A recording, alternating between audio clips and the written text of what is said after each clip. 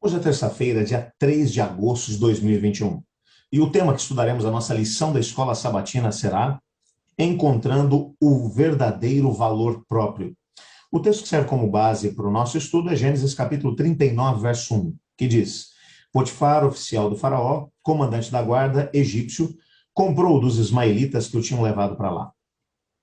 Você está no canal? Eu estudo a lição com o pastor Samuel Camilo.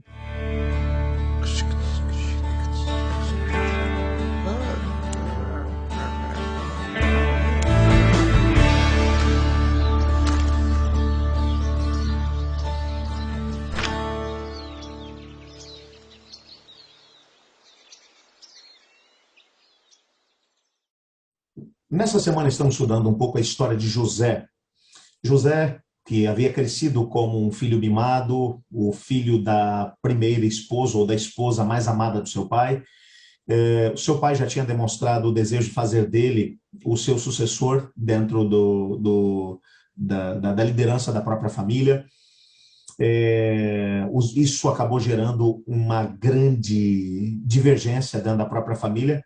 José havia, inclusive, recebido alguns sonhos da parte de Deus, mostrando que ele teria um papel preponderante junto da liderança da própria família. O que, quando foi contado para o restante da família, gerou ainda mais ódio por parte dos irmãos em relação a ele. Para piorar ainda a situação, o pai acabou dando a ele uma túnica de várias cores, muito provavelmente já dando demonstrações de que faria dele, ou que daria a ele os seus direitos de filho mais velho, no lugar de Rúben, que foi o primeiro filho de Jacó. Mas, como o próprio Jacó vai mencionar quando ele já está no seu leito de morte, Rúben havia tido um caso com uma das suas concubinas, com Bila, e apesar de Jacó não ter tocado no assunto com Rúben naquela altura, mas ele tirou de Rúben o direito de filho mais velho. E aproveitou provavelmente essa mesma situação para encontrar nela um meio de fazer com que Jacó pudesse ser o seu sucessor, que recebesse os direitos de primogenitura. Isso gerou nos irmãos ainda um ódio muito mais intenso, o que fez com que eles acabassem por tomar a decisão de vendê-lo como escravo para o Egito. Nós vimos ontem que José, usando o seu livre-arbítrio, o seu direito de escolha, ele decidiu que ele não deixaria que o ódio pelos irmãos norteasse a sua vida, mas que ele iria servir ao Deus do seu pai. Até aquele momento, Deus tinha sido o Deus de Abraão, o Deus de Isaac e o Deus de Jacó. Agora seria o Deus de José. Ele tomou essa decisão. Mas o texto que nós lemos hoje, de Gênesis 39, verso 1, mostra o próximo capítulo da história de José. Ao chegar no Egito, e até esse momento, é interessante que o livro Patriarcas e Profetas vai deixar claro que José ainda tinha esperança de que alguma coisa acontecesse, de que um milagre extraordinário acontecesse e ele fosse libertado e tivesse a oportunidade de voltar para o seu pai. Mas às vezes nós não somos capazes de entender o tamanho, a dimensão do propósito de Deus para a nossa vida. É claro que o Senhor Deus não pretendia fazer de José um escravo, mas haviam lições que ele precisaria aprender. Ele aprenderia, por exemplo, a administrar em tempo de fartura, e isso aconteceria na casa de Potifar.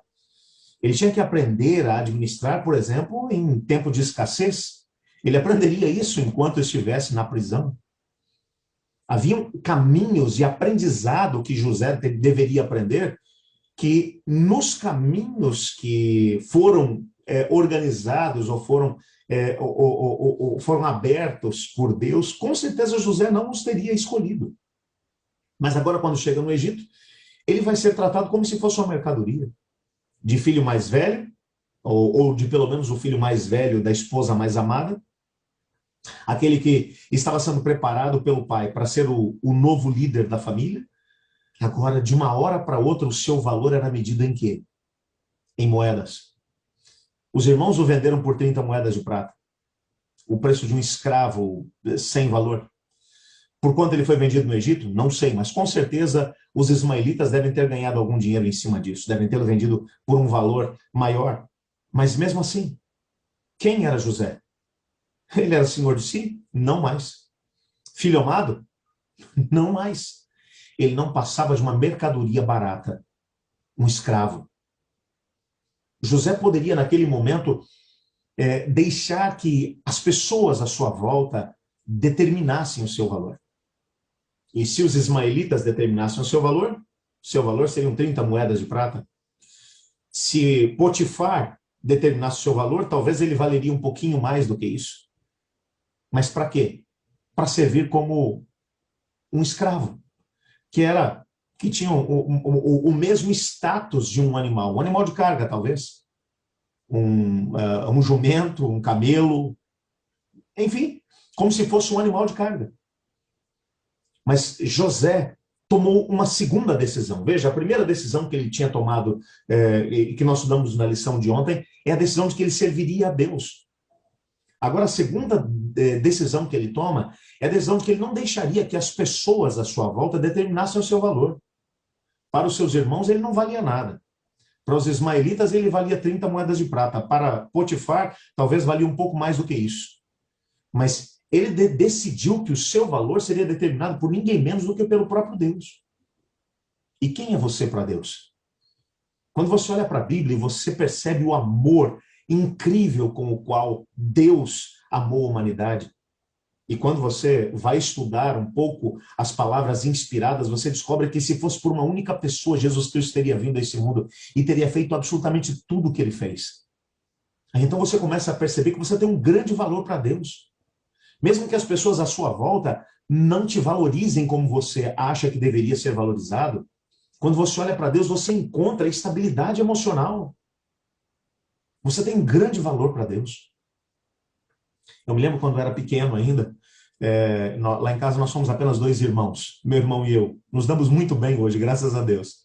Mas na época da nossa infância, para ele foi muito difícil, porque ele tinha sido filho único até os 10 anos de idade. E quando eu cheguei, ele já com 10 anos, vendo uma criança quando começou a engatinhar, eu quebrei todos os brinquedos dele, ele chorava e dizia, esse moleque veio para pegar tudo que era meu, o pai e a mãe eram só meus, agora tem que dividir com ele, meus brinquedos, atenção e tudo, foi muito difícil para ele. E eu me lembro que eu ainda era muito novo quando ele ouviu uma conversa do pai e da mãe, e ele veio correndo me contar, me dizendo que eu tinha sido fruto de um acidente de percurso, porque o pai e a mãe nem queriam que eu nascesse. E eu disse para ele, isso é mentira. E eu fui lá, cheio de razão para poder falar com a minha mãe, disse assim, mãe, meu irmão me disse que você nem queria que eu nascesse, que eu sou um acidente. E minha mãe olhou para mim e disse, mas isso é verdade. Eu quase tive um ataque no coração. Eu disse, você me fala isso desse jeito? Meu mundo se desmoronou. Mas com a sabedoria que às vezes só um pai ou uma mãe pode ter num momento como esse, ela disse, a gravidez foi muito difícil, muito difícil. E quando você foi nascer,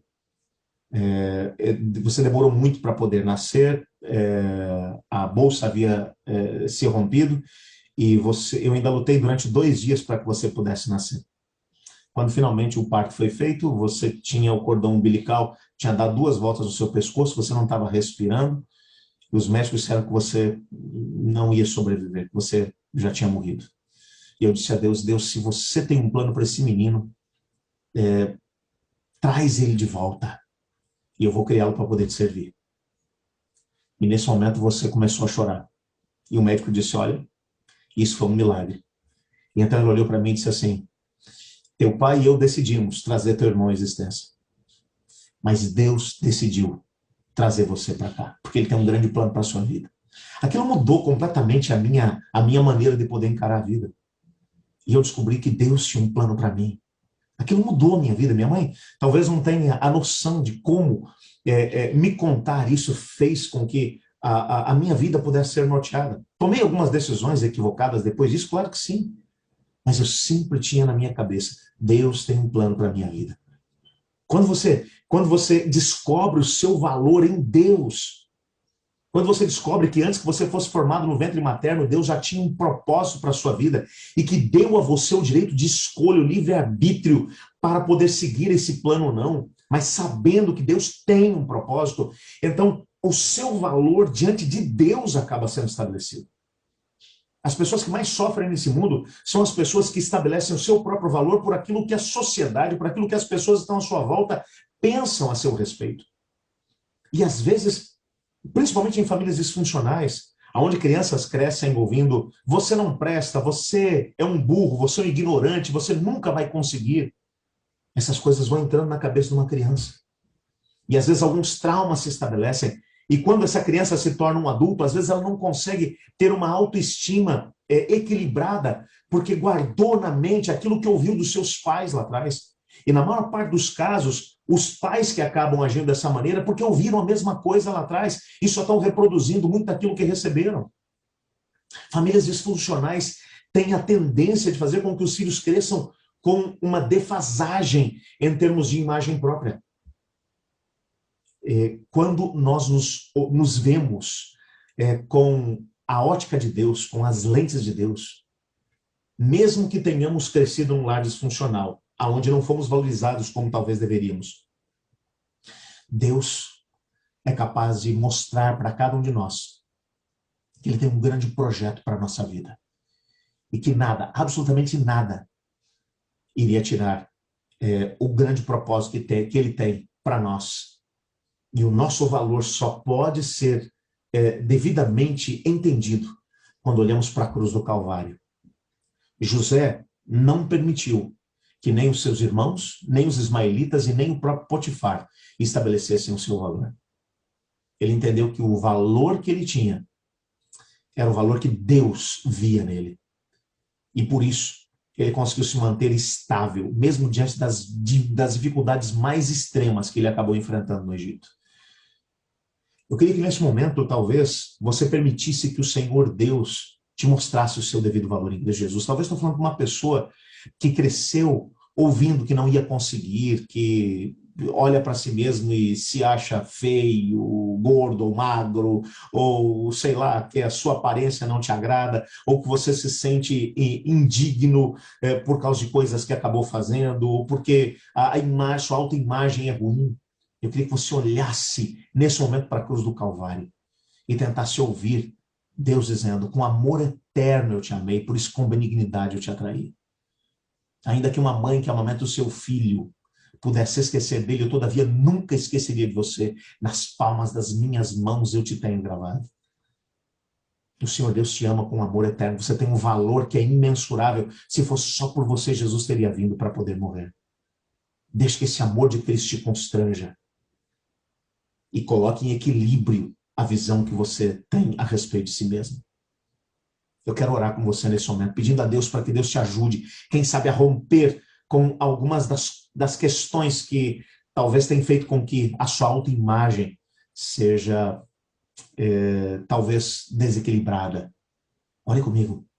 Senhor Deus, vivemos num mundo onde, vez após vez, a nossa autoimagem acaba sendo maculada, manchada, às vezes por causa daquilo que ouvimos na nossa infância, talvez por causa da falta de valorização por parte do próprio cônjuge, talvez pela falta de valorização pelos colegas de trabalho, pelos chefes, pelos amigos, pelos vizinhos. Mas ajuda-nos a podermos estabelecer uma autoimagem equilibrada, olhando para a cruz do Calvário e entendendo o valor que temos em Cristo Jesus. Pois é no nome dele que oramos. Amém. Eu estudo a lição. E você?